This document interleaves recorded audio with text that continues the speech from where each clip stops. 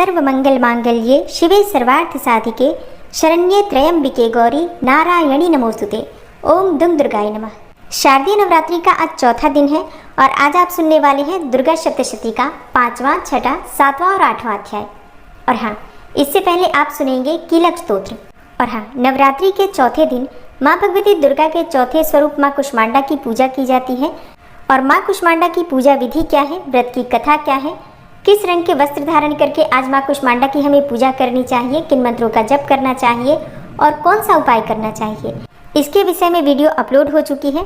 अगर आपने अभी तक माँ कुष्मांडा की पूजा विधि की वीडियो नहीं देखी है तो ज़रूर देख लीजिए। और हाँ, माँ कुष्मांडा की कथा भी आज ज़रूर सुननी चाहिए, तो उसे भी ज़रूर सुनिएगा। और अब माँ भगवती दुर्गा का ध्यान करके कीलक स्तोत्र का पाठ करते हैं। ओम नमः चंडिकायै।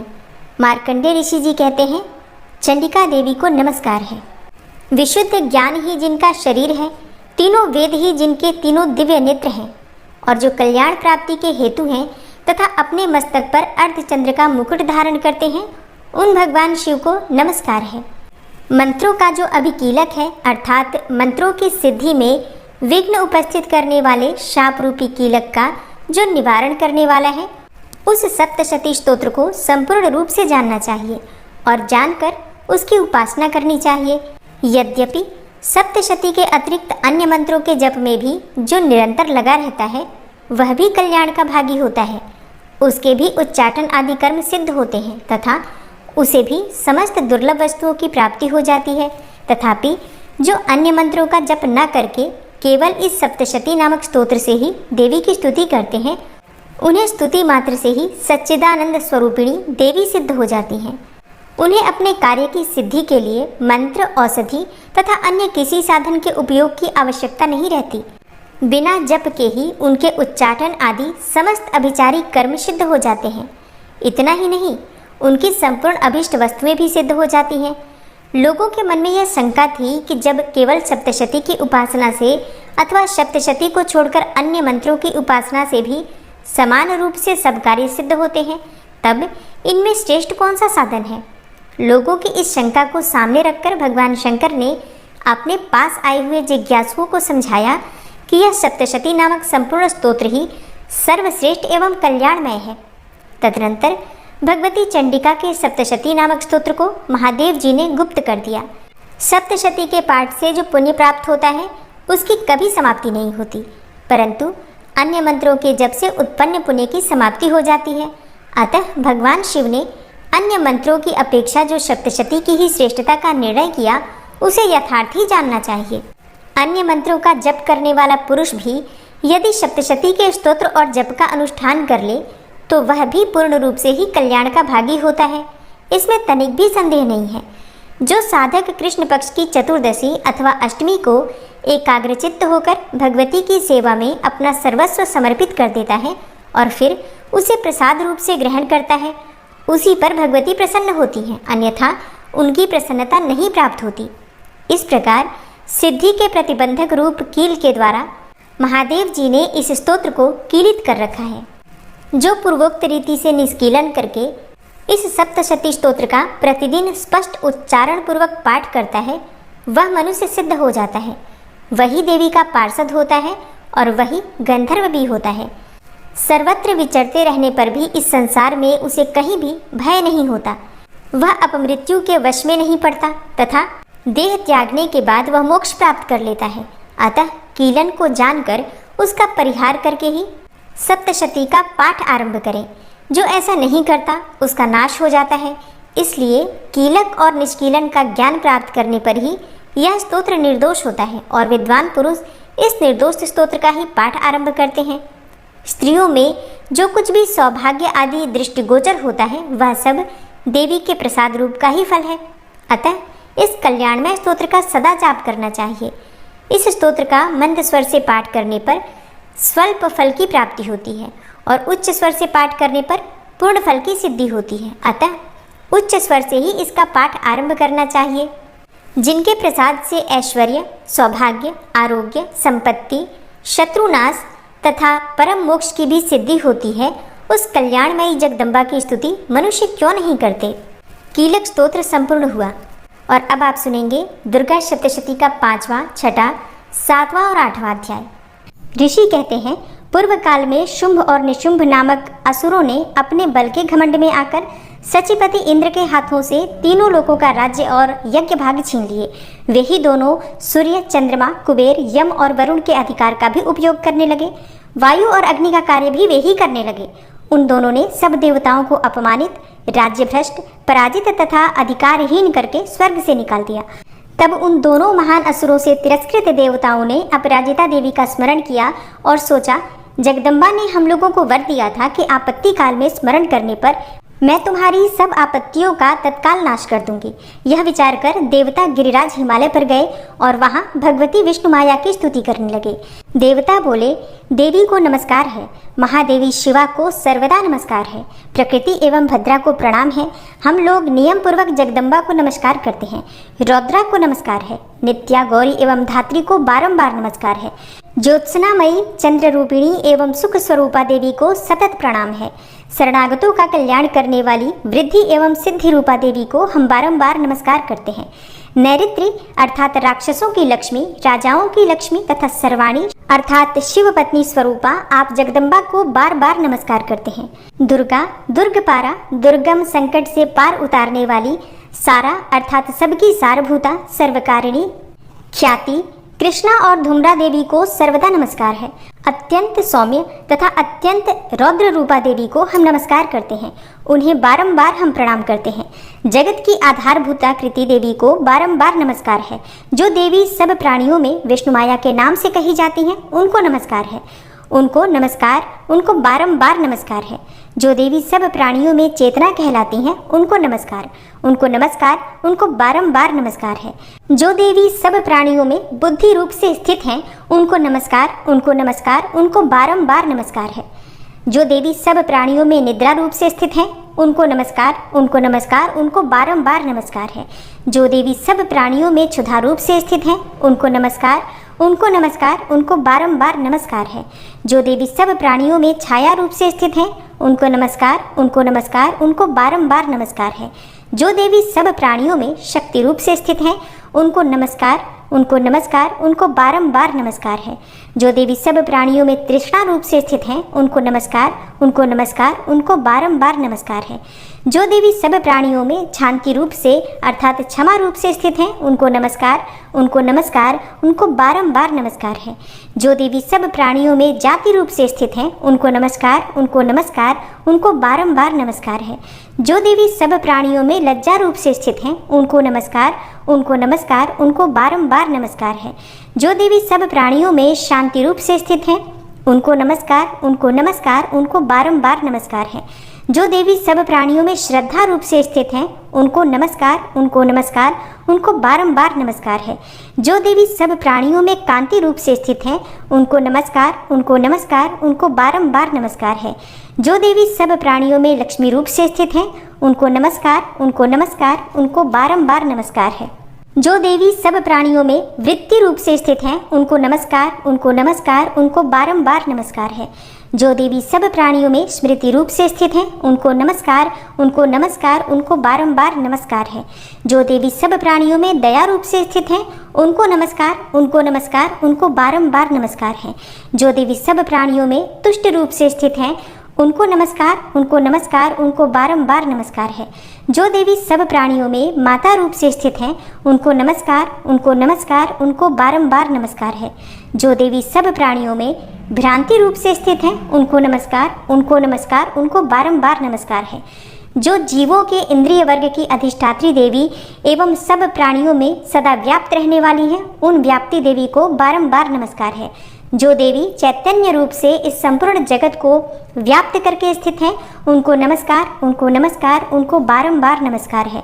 पूर्व काल में अपने अभिष्ट की प्राप्ति होने से देवताओं ने जिनकी स्तुति की तथा देवराज इंद्र ने बहुत दिनों तक जिनका सेवन किया, वह कल्याण की साधन भूता ईश्वरी हमारा कल्याण और मंगल करें तथा सारी आपत्तियों का नाश कर डालें। उद्दंड दैत्यों से सताए हुए हम सभी देवता जिन परमेश्वरी को इस समय नमस्कार करते हैं तथा जो भक्ति से विनम्र पुरुषों द्वारा स्मरण की जाने पर तत्काल ही संपूर्ण विपत्तियों का नाश कर देती हैं, वे जगदम्बा हमारा संकट दूर करें तब ऋषि कहते हैं, हे राजन, इस प्रकार जब देवता स्तुति कर रहे थे उस समय पार्वती देवी गंगा जी के जल में स्नान करने के लिए वहां आई।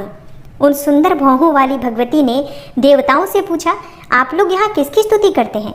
तब उन्हीं के शरीर कोश से प्रकट हुई शिवा देवी बोली, शुंभ दैत्य से तिरस्कृत और युद्ध में निशुंभ से पराजित हो यहाँ एकत्रित हुए ये समस्त देवता यह मेरी ही स्तुति कर रहे हैं। पार्वती जी के शरीर कोश से अंबिका का प्रादुर्भाव हुआ था, इसलिए वे समस्त लोकों में कौशिकी कही जाती हैं। कौशिकी के प्रकट होने के बाद पार्वती देवी जी का शरीर काले रंग का हो गया, अतः वे हिमालय पर रहने वाली कालिका देवी के नाम से विख्यात हुई। तदनंतर शुंभ निशुंभ के भृत्य चंड मुंड वहां आए और उन्होंने परम मनोहर रूप धारण करने वाली अंबिका देवी को देखा। फिर वे शुंभ के पास जाकर बोले, महाराज, एक अत्यंत मनोहर स्त्री है जो अपनी दिव्य कांति से हिमालय को प्रकाशित कर रही है। वैसा उत्तम रूप कहीं किसी ने भी नहीं देखा होगा। असुरेश्वर, पता लगाइए वह देवी कौन है और उसे ले लीजिए। स्त्रियों में तो वह रत्न है, उसका प्रत्येक अंग बहुत ही सुंदर है तथा वह अपने श्री अंगों की प्रभा से संपूर्ण दिशाओं में प्रकाश फैला रही है। दैत्यराज, अभी वह हिमालय पर ही मौजूद है, आप उसे देख सकते हैं। हे प्रभु, तीनों लोकों में मणि, हाथी और घोड़े आदि जितने भी रत्न हैं वे सब इस समय आपके घर में शोभा पाते हैं। हाथियों में रत्नभूत ऐरावत, यह पारिजात का वृक्ष और यह उच्चैः श्रवा घोड़ा, यह सब आपने इंद्र से ले लिया है। हंसों से जुता हुआ यह विमान भी आपके आंगन में ही शोभा पाता है। यह रत्नभूत अद्भुत विमान जो पहले ब्रह्मा जी के पास था अब आपके यहाँ लाया गया है। यह महापद्म नामक निधि आप कुबेर से छीन लाए हैं और समुद्र ने भी आपको किंजलकिनी नामक माला भेंट की है जो केसरों से सुशोभित है और जिसके कमल कभी कुम्हलाते नहीं हैं। सुवर्ण की वर्षा करने वाला वरुण का छत्र भी आपके घर में ही शोभा पाता है तथा यह श्रेष्ठ रथ जो पहले प्रजापति के अधिकार में था अब आपके पास मौजूद है। हे दैत्येश्वर, मृत्यु की उत्क्रांतिदा नाम वाली शक्ति भी आपने छीन ली है तथा वरुण का पाश और समुद्र में होने वाले सब प्रकार के रत्न आपके भाई निशुंभ के अधिकार में है और अग्नि ने भी स्वतः शुद्ध किए हुए 2 वस्त्र आपकी सेवा में अर्पित किए हैं। दैत्यराज, इस प्रकार सभी रत्न आपने एकत्र कर लिए हैं, फिर जो यह स्त्रियों में रत्न रूप कल्याणमयी देवी है इसे आप क्यों नहीं अपने अधिकार में कर लेते? ऋषि कहते हैं, चंडमुंड का यह वचन सुनकर शुंभ ने महादैत्य सुग्रीव को दूत बनाकर देवी के पास भेजा और कहा, तुम मेरी आज्ञा से उसके सामने ये बात कहना और ऐसा उपाय करना जिससे प्रसन्न होकर वह शीघ्र ही यहाँ आ जाए। तब वह दूत पर्वत के अत्यंत रमणीय प्रदेश में जहाँ देवी मौजूद थी गया और मधुर वाणी में कोमल वचन में बोला। दूत बोला, हे देवी, दैत्यराज शुंभ इस समय तीनों लोकों के परमेश्वर हैं। मैं उन्हीं का भेजा हुआ दूत हूँ और यहाँ तुम्हारे ही पास आया हूँ। उनकी आज्ञा सदा सब देवता एक स्वर से मानते हैं, कोई उनका उल्लंघन नहीं कर सकता। वे संपूर्ण देवताओं को परास्त कर चुके हैं। उन्होंने तुम्हारे लिए जो संदेश दिया है उसे सुनो। संपूर्ण त्रिलोकी मेरे अधिकार में है, देवता भी मेरी आज्ञा के अधीन ही चलते हैं। संपूर्ण यज्ञों के भागों को मैं ही पृथक पृथक भोगता हूँ। तीनों लोकों में जितने भी श्रेष्ठ रत्न हैं वे सब मेरे ही अधिकार में हैं। देवराज इंद्र का वाहन ऐरावत जो हाथियों में रत्न के समान है मैंने छीन लिया है। क्षीर सागर का मंथन करने से जो अश्वरत्न उच्चैः श्रवा प्रकट हुआ था उसे भी देवताओं ने मेरे पैरों पर पड़कर समर्पित किया है। हे सुंदरी, उनके सिवा और भी जितने रत्नभूत पदार्थ देवताओं, गंधर्वों और नागों के पास थे वे सब मेरे पास ही आ गए हैं। हे देवी, हम लोग तुम्हें संसार की स्त्रियों में रत्न मानते हैं, अतः तुम हमारे पास आ जाओ क्योंकि रत्नों का उपभोग करने वाले हम ही हैं। चंचल कटाक्षों वाली हे सुंदरी, तुम मेरी या मेरे भाई महापराक्रमी निशुंभ की सेवा में आ जाओ क्योंकि तुम रत्न स्वरूपा हो। मेरा वरण करने से तुम्हें तुलना रहित महान ऐश्वर्य की प्राप्ति होगी। अपनी बुद्धि से यह विचार कर तुम मेरी पत्नी बन जाओ। ऋषि कहते हैं, दूत के यो कहने पर कल्याणमयी भगवती दुर्गा देवी जो इस जगत को धारण करती हैं मन ही मन गंभीर भाव से मुस्कुराई और इस प्रकार बोली। देवी ने कहा, हे दूत, तुमने बिल्कुल सत्य कहा है, इसमें तनिक भी मिथ्या नहीं है। शुंभ तीनों लोकों का स्वामी है और निशुंभ भी उसी के समान पराक्रमी है, किंतु इस विषय में मैंने जो प्रतिज्ञा कर ली है उसे मिथ्या कैसे करूं? मैंने अपनी अल्प बुद्धि के कारण पहले से जो प्रतिज्ञा कर रखी है उसे सुनो।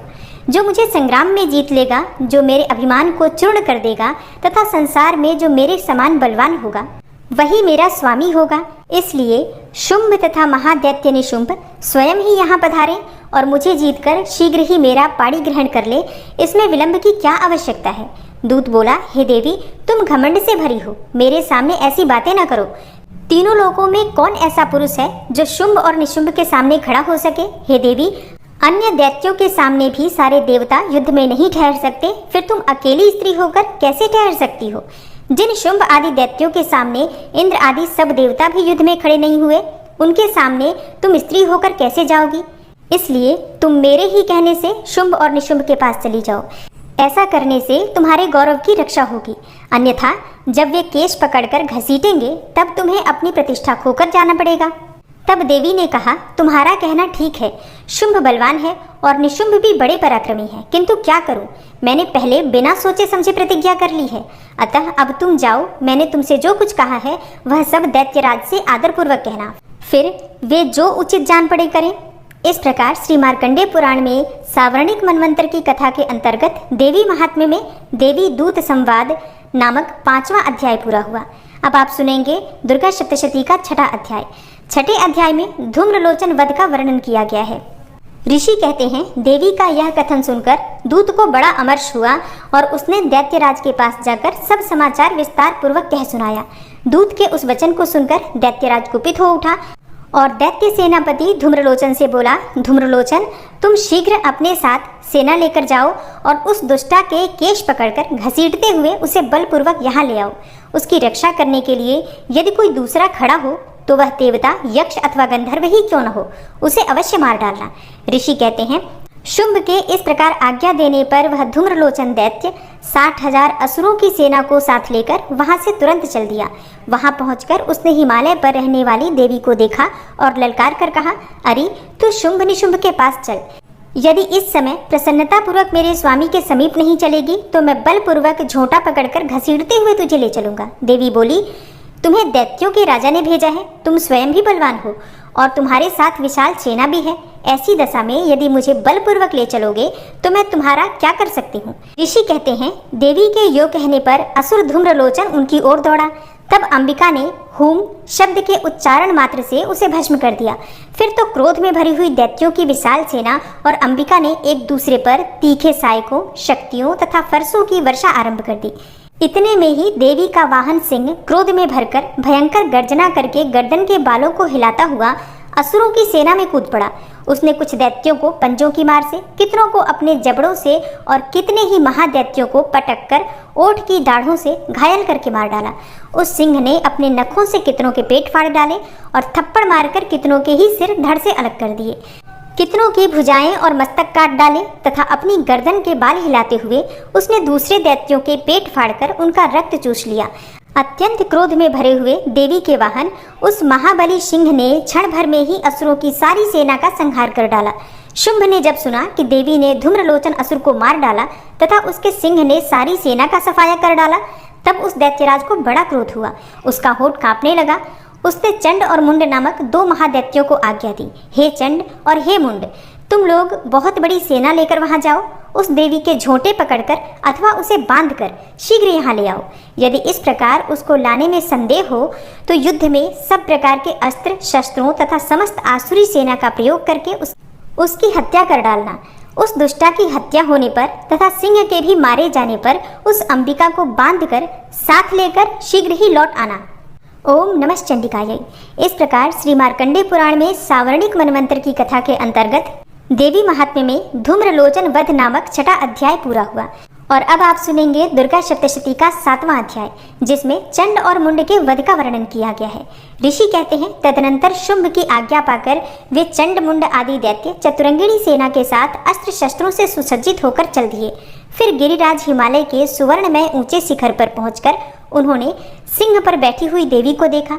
वे मंद मंद मुस्कुरा रही थीं। उन्हें देखकर दैत्य लोग तत्परता से पकड़ने का उद्योग करने लगे। किसी ने धनुष तान लिया, किसी ने तलवार संभाली और कुछ लोग देवी के पास आकर खड़े हो गए। तब अंबिका ने उन शत्रुओं के प्रति बड़ा क्रोध किया। उस समय क्रोध के कारण उनका मुख काला पड़ गया, ललाट में भौहें टेढ़ी हो गईं और वहां से तुरंत विकराल मुखी काली प्रकट हुई, जो तलवार और पाश लिए हुए थीं। वे विचित्र खटवांग धारण किए और चीते के चर्म की साड़ी पहने नर मुंडों की माला से विभूषित थीं। उनके शरीर का मांस सूख गया था, केवल हड्डियों का ढांचा था। जिससे वे अत्यंत भयंकर जान पड़ती थी। उनका मुख बहुत विशाल था, जीभ लपलपाने के कारण वे और भी डरावनी प्रतीत होती थीं। उनकी आंखें भीतर को धंसी हुई और कुछ लाल थीं। वे अपनी भयंकर गर्जना से संपूर्ण दिशाओं को गुंजा रही थी। बड़े बड़े दैत्यों का वध करती हुई वे कालिका देवी बड़े वेग से दैत्यों की उस सेना पर टूट पड़ी और उन सबको भक्षण करने लगी। वे पार्श्वरक्षकों, अंकुशधारी महावतों, योद्धाओं और घंटा सहित कितने ही हाथियों को एक ही हाथ से पकड़कर मुंह में डाल लेती थी। इसी प्रकार घोड़े, रथ और सारथी के साथ रथी सैनिकों को मुंह में डालकर वे उन्हें बड़े भयानक रूप से चबा डालती थी। किसी के बाल पकड़ लेती तो किसी का गला दबा देती, किसी को पैरों से कुचल डालती और किसी को छाती के धक्के से गिराकर मार डालती थी। वे असुरों के छोड़े हुए बड़े बड़े अस्त्र शस्त्र मुंह से पकड़ लेती और रोष में भरकर उनको दांतों से पीस डालती थी। काली ने बलवान एवं दुरात्मा दैत्यों की वह सारी सेना रौंद डाली, खा डाली और कितनों को मार भगाया। कोई तलवार के घाट उतारे गए, कोई खटवांग से पीटे गए और कितने ही असुर दांतों के अग्रभाग से कुचले जाकर मृत्यु को प्राप्त हुए। इस प्रकार देवी ने असुरों की उस सारी सेना को क्षण भर में मार गिराया। यह देखकर चंड उन अत्यंत भयानक काली देवी की ओर दौड़ा तथा महादैत्य मुंड ने भी अत्यंत भयंकर बाणों की वर्षा से तथा हजारों बार चलाए हुए चक्रों से उन भयानक नेत्रों वाली देवी को आच्छादित कर दिया। वे अनेकों चक्र देवी के मुख में समाते हुए ऐसे जान पड़े मानो सूर्य के बहुतेरे मंडल बादलों के उदर में प्रवेश कर रहे हों।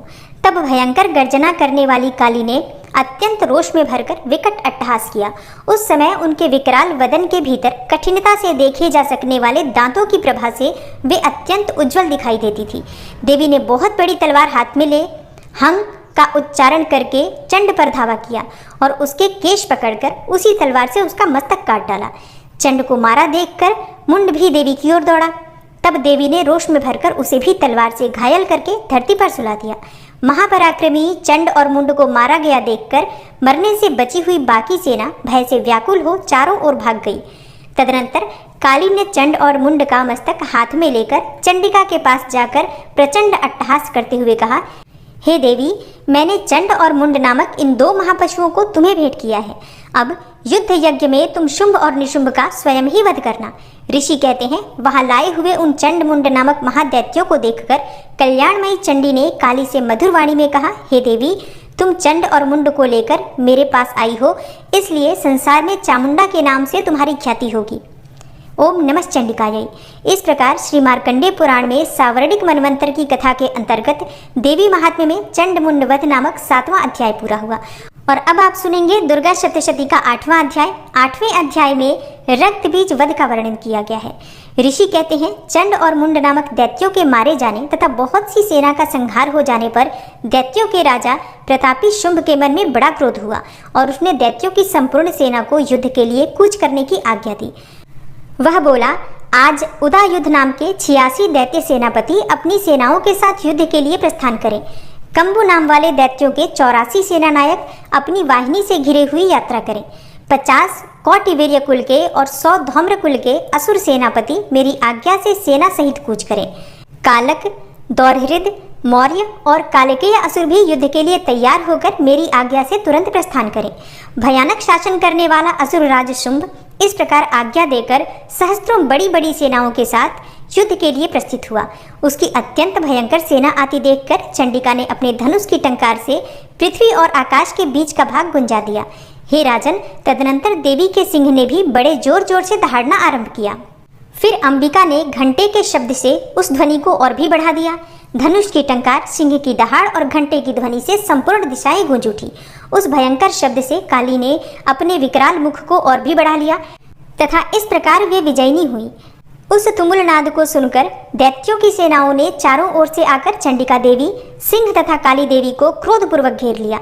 हे राजन, इसी बीच में असुरों के विनाश तथा देवताओं के अभ्युदय के लिए ब्रह्मा, शिव, कार्तिकेय, विष्णु तथा इंद्र आदि देवों की शक्तियां, जो अत्यंत पराक्रम और बल से संपन्न थी, उनके शरीर से निकलकर उन्हीं के रूप में चंडिका देवी के पास गईं। जिस देवता का जैसा रूप, जैसा वेश और जैसा वाहन है, ठीक वैसे ही साधनों से संपन्न हो उसकी शक्ति असुरों से युद्ध करने के लिए आई। सबसे पहले हंस युक्त विमान पर बैठी हुई अक्षसूत्र और कमंडलू से सुशोभित ब्रह्मा जी की शक्ति उपस्थित हुई, जिसे ब्रह्माणी कहते हैं। महादेव जी की शक्ति वृषभ पर आरूढ़ हो हाथों में श्रेष्ठ त्रिशूल धारण किए और महानाग का कंकण पहने मस्तक में चंद्र रेखा से विभूषित होकर वहां आ पहुंची। कार्तिकेय जी की शक्ति रूपा जगदम्बिका उन्हीं का रूप धारण किए श्रेष्ठ मयूर पर आरूढ़ हो हाथों में शक्ति लिए दैत्यों से युद्ध करने के लिए आई। और इसी प्रकार भगवान विष्णु की शक्ति गरुड़ पर विराजमान होकर शंख चक्र गदा सारंग धनुष तथा खड्ग हाथ में लिए वहां आई। अनुपम यज्ञ वाराह का रूप धारण करने वाले श्रीहरि की जो शक्ति है वह भी वाराह शरीर धारण करके वहां उपस्थित हुई। नारसिंही शक्ति भी नृसिंह के समान शरीर धारण करके वहां आई। उसकी गर्दन के बालों के झटके से आकाश के तारे बिखरे पड़ते थे। इसी प्रकार इंद्र की शक्ति वज्र हाथों में लिए गजराज ऐरावत पर बैठकर आई। उसके भी सहस्त्र नेत्र थे। इंद्र का जैसा रूप है वैसा ही उसका भी था। तदनंतर उन देव शक्तियों से घिरे हुए महादेव जी ने चंडिका से कहा, मेरी प्रसन्नता के लिए तुम शीघ्र ही इन असुरों का संहार करो। तब देवी के शरीर से अत्यंत भयानक और परम उग्र चंडिका शक्ति प्रकट हुई, जो सैकड़ों गिदड़ियों की भांति आवाज करने वाली थी। उस अपराजिता देवी ने धूमिल जटा वाले महादेव जी से कहा, हे भगवान, आप शुंभ निशुंभ के पास दूत बनकर जाइए और उन अत्यंत गर्वीले दानव शुंभ एवं निशुंभ दोनों से कहिए, और इसके साथ ही इनके अतिरिक्त भी जो दानव युद्ध के लिए वहां उपस्थित हो उनको भी यह संदेश दीजिए, दैत्यों, यदि तुम जीवित रहना चाहते हो तो पाताल को लौट जाओ। इंद्र को त्रिलोकी का राज्य मिल जाए और देवता यज्ञ भाग का उपभोग करें। और यदि बल के घमंड में आकर तुम युद्ध की अभिलाषा रखते हो तो आओ, मेरी शिवाएं अर्थात योगिनियां तुम्हारे कच्चे मांस से तृप्त हो। चूंकि उस देवी ने भगवान शिव को दूत के कार्य में नियुक्त किया था, इसलिए वह शिवदूती के नाम से संसार में विख्यात हुई। वे महादैत्य भी भगवान शिव के मुंह से देवी के वचन सुनकर क्रोध में भर गए और जहां कात्यायनी विराजमान थी उस ओर बढ़े। तदनंतर वे दैत्य अमरस में भरकर पहले ही देवी के ऊपर बाण शक्ति और रिष्टि आदि अस्त्रों की वृष्टि करने लगे। तब देवी ने भी खेल खेल में ही धनुष की टंकार की और उससे छोड़े हुए बड़े बड़े बाणों द्वारा दैत्यों के चलाए हुए बाण, शूल, शक्ति और फरसों को काट डाला। फिर काली उनके आगे होकर शत्रुओं को शूल के प्रहार से विदीर्ण करने लगी और खटवांग से उनका कचूमर निकालती हुई रणभूमि में विचरने लगी। ब्रह्माणी भी जिस जिस ओर दौड़ती उसी उसी ओर अपने कमंडलू का जल छिड़ककर शत्रुओं के ओज और पराक्रम को नष्ट कर देती थी। माहेश्वरी के त्रिशूल से तथा वैष्णवी के चक्र से और अत्यंत क्रोध में भरी हुई कुमार कार्तिकेय की शक्ति ने शक्ति से दैत्यों का संहार आरंभ किया। इंद्र शक्ति के वज्र प्रहार से विदीर्ण हो सैकड़ों दैत्य दानव रक्त की धार बहाते हुए पृथ्वी पर सो गए। वाराही शक्ति ने कितनों को अपनी थुथुन की मार से नष्ट किया, दाढ़ों के अग्रभाग से कितनों की छाती छेद डाली तथा कितने ही दैत्य उसके चक्र की चोट से विदीर्ण होकर गिर पड़े। नारसिंही भी दूसरे दूसरे महादैत्यों को अपनी नखों से विदीर्ण करके खाती और सिंहनाद से दिशाओं और आकाश को गुंजाती हुई युद्ध क्षेत्र में विचरने लगी। कितने ही असुर शिवदूती के प्रचंड अट्टहास से अत्यंत भयभीत हो पृथ्वी पर गिर पड़े और गिरने पर उन्हें शिवदूती ने उस समय अपना ग्रास बना लिया। इस प्रकार क्रोध में भरे हुए मातृगणों को नाना प्रकार के उपायों से बड़े बड़े असुरों का मर्दन करते देखकर दैत्य सैनिक भाग खड़े हुए। मातृगणों से पीड़ित दैत्यों को युद्ध से भागते देखकर रक्तबीज नामक महादैत्य क्रोध में भरकर युद्ध करने के लिए आया। उसके शरीर से जब रक्त की बूंद पृथ्वी पर गिरती तब उसी के समान शक्तिशाली एक दूसरा महादैत्य पृथ्वी पर पैदा हो जाता। महासुर रक्तबीज हाथ में गदा लेकर इंद्र शक्ति के साथ युद्ध करने लगा। तब ऐन्द्री ने अपने वज्र से रक्तबीज को मारा। वज्र से घायल होने पर उसके शरीर से बहुत सा रक्त चूने लगा और उससे उसी के समान रूप तथा पराक्रम वाले योद्धा उत्पन्न होने लगे। उसके शरीर से रक्त की जितनी बूंदें गिरी उतने ही पुरुष उत्पन्न हो गए। वे सब रक्तबीज के समान ही वीर्यवान, बलवान तथा पराक्रमी थे। वे रक्त से उत्पन्न होने वाले पुरुष भी अत्यंत भयंकर अस्त्र शस्त्रों का प्रहार करते हुए वहां मातृगणों के साथ घोर युद्ध करने लगे। पुनः वज्र के प्रहार से जब उसका मस्तक घायल हुआ तब रक्त बहने लगा और उससे हजारों पुरुष उत्पन्न हो गए। वैष्णवी ने युद्ध में रक्तबीज पर चक्र का प्रहार किया तथा ऐन्द्री ने उस दैत्य सेनापति को गदा से चोट पहुंचाई। वैष्णवी के चक्र से घायल होने पर उसके शरीर से जो रक्त बहा और उससे जो उसी के बराबर आकार वाले सहस्त्रों महादैत्य प्रकट हुए, उनके द्वारा संपूर्ण जगत व्याप्त हो गया। कौमारी ने शक्ति से, वाराही ने खड्ग से और माहेश्वरी ने त्रिशूल से महादैत्य रक्तबीज को घायल किया। क्रोध में भरे हुए उस महादैत्य रक्तबीज ने भी गदा से सभी मातृशक्तियों पर पृथक पृथक प्रहार किया। शक्ति और शूल आदि से अनेक बार घायल होने पर भी जो उसके शरीर से रक्त की धारा पृथ्वी पर गिरी, उससे भी निश्चय ही सैकड़ों असुर उत्पन्न हुए। इस प्रकार उस महादैत्य के रक्त से प्रकट हुए असुरों द्वारा संपूर्ण जगत व्याप्त हो गया। इससे उन देवताओं को बड़ा भय हुआ। देवताओं को उदास देखकर चंडिका ने काली से शीघ्रतापूर्वक कहा, हे चामुंडे, तुम अपना मुख और भी फैलाओ तथा मेरे शस्त्रपात से गिरने वाले रक्त बिंदुओं और उनसे उत्पन्न होने वाले महादैत्यों को तुम अपने इस उतावले मुख से खा जाओ। इस प्रकार रक्त से उत्पन्न होने वाले महादैत्यों का भक्षण करती हुई तुम इस रण में विचरती रहो। ऐसा करने से उस दैत्य का सारा रक्त क्षीण हो जाने पर वह स्वयं भी नष्ट हो जाएगा। उन भयंकर दैत्यों को जब तुम खा जाओगी तब दूसरे नए दैत्य उत्पन्न नहीं हो सकेंगे। काली से जो कहकर चंडिका देवी ने शूल से रक्त बीज को मारा और काली ने अपने मुख में उसका रक्त ले लिया। तब उसने वहां चंडिका पर गदा से प्रहार किया, किंतु उस गदापात ने देवी को तनिक भी वेदना नहीं पहुंचाई। रक्त बीज के घायल शरीर से बहुत सा रक्त गिरा, किंतु ज्यों ही वह गिरा त्यों ही चामुंडा ने उसे अपने मुख में ले लिया। रक्त गिरने से काली के मुख में जो महादैत्य उत्पन्न हुए उन्हें भी वह चट कर गई और उसने रक्त बीज का रक्त भी पी लिया। तदनंतर देवी ने रक्त बीज को, जिसका रक्त चामुंडा ने पी लिया था, वज्र, बाण, खड़ग तथा रिष्टि आदि से मार डाला। हे राजन, इस प्रकार शस्त्रों के समुदाय से आहत एवं रक्तहीन हुआ महादैत्य रक्त बीज पृथ्वी पर गिर पड़ा। हे नरेश्वर, इससे देवताओं को अनुपम हर्ष की प्राप्ति हुई और मातृगण उन असुरों के रक्तपान के मध्य से उद्धत सा होकर नृत्य करने लगा। ओम नमः चंडिकायै। इस प्रकार श्री मार्कंडेय पुराण में सावर्णिक मनवंतर की कथा के अंतर्गत देवी महात्म्य में रक्त बीज वध नामक 8वां अध्याय पूरा हुआ। दुर्गा सप्तशती का आज का अध्याय यहीं समाप्त होता है। आगे की कथा आप कल के अध्याय में सुनेंगे। आशा करती हूँ आप कल भी कथा जरूर सुनेंगे। और आज की वीडियो अगर आपको अच्छी लगी हो तो वीडियो को लाइक कीजिए, शेयर कीजिए और चैनल को सब्सक्राइब करके बेल आइकन को जरूर प्रेस कर लीजिए।